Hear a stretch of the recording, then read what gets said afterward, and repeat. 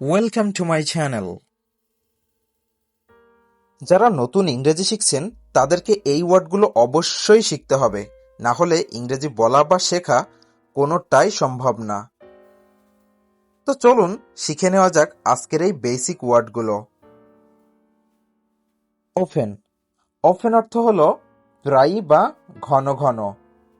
যেমন he often comes here, সে প্রায়ই এখানে আসে। হি ওপেন কামস হিয়ার, সে প্রায়ই এখানে আসে। বিকজ। বিকজ অর্থ হলো কারণে। যেমন we miss the flight because of you, তোমার কারণে আমরা ফ্লাইটটি মিস করলাম। We miss the flight because of you. Always. Always অর্থ হলো সবসময় বা সর্বদা। Example, you always come late, তুমি সবসময় দেরি করে আসো। You always come late. Sometimes. Sometimes মানে হলো মাঝে মাঝে বা কখনো কখনো। Sometimes I see him in the park, আমি তাকে মাঝে মাঝে পার্কে দেখি। নেভার। নেভার অর্থ হলো কখনোই না। যেমন I never see him before, আমি তাকে আগে কখনো দেখিনি। I never see him before. With. With অর্থ হলো সাথে বা সঙ্গে। Example, I told her to come with me, আমি তাকে আমার সাথে আসতে বলেছিলাম। I told her to come with me. Something. Something অর্থ হলো কিছু। Example, have something to say, আমার কিছু বলার আছে। হ্যাভ সামথিং টু সে, আমার কিছু বলার আছে। এভরিথিং। এভরিথিং অর্থ হলো সবকিছু। I can't tell you everything, আমি তোমাকে সবকিছু বলতে পারছি না। I can't tell you everything. Everyone. Everyone অর্থ সবাই বা প্রত্যেকে।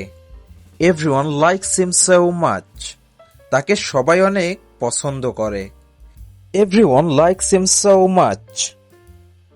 এভরিওয়্যার। এভরিওয়্যার অর্থ হলো সব জায়গায়। I have looked everywhere for it, আমি এটার জন্য সব জায়গায় খুঁজেছি। I have looked everywhere for it. Some. Some অর্থ হলো কিছু। যেমন would you please lend me some money, তুমি কি আমাকে কিছু টাকা ধার দেবে। Would you please lend me some money, তুমি কি আমাকে কিছু টাকা ধার দেবে। অনলি। অনলি অর্থ হলো একমাত্র বা শুধুমাত্র। যেমন হি স্পেন্ড অনলি 10 টাকা, সে শুধুমাত্র 10 টাকা ব্যয় করেছে। হি স্পেন্ড অনলি 10 টাকা। মো। মো অর্থ হলো অনেক বা বেশি। যেমন he eats more than you, সে তোমার চেয়ে বেশি খায়। He eats more than you, সে তোমার চেয়ে বেশি খায়। লেস। লেস অর্থ হলো অল্প অথবা কম। He works less than you, সে তোমার চেয়ে কম কাজ করে। He works less than you, সে তোমার চেয়ে কম কাজ করে। যদি ভিডিওটি থেকে নতুন কিছু শিখে থাকেন তাহলে অবশ্যই একটা লাইক দিবেন এবং কমেন্ট করে আপনার মূল্যবান মতামতটি শেয়ার করবেন। আর যদি এখনো সাবস্ক্রাইব না করে থাকেন তাহলে প্লিজ একটা সাবস্ক্রাইব করে পাশে থাকা বেল বাটনটি প্রেস করুন। Thanks for watching.